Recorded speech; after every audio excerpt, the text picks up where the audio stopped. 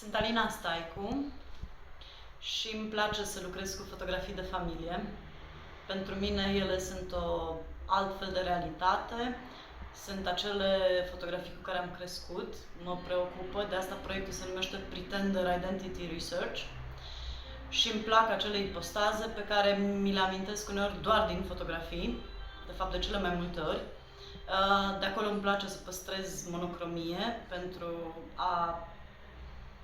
a prinde aceeași atmosferă, pentru a vedea în fiecare momentul trăit, combinația între ceea ce știu, ceea ce nu știu și ceea ce ghicesc în fotografia respectivă. Proiectul a început ca proiect de doctorat în 2007 și l-am reluat în 2017. Dacă înainte se numea Pretender Identities and Impostures, de data asta se numește Pretender Identity Research, cred că a venit timpul. Și nu știu dacă fac parte din școala de la Cluj, deși mi-ar plăcea.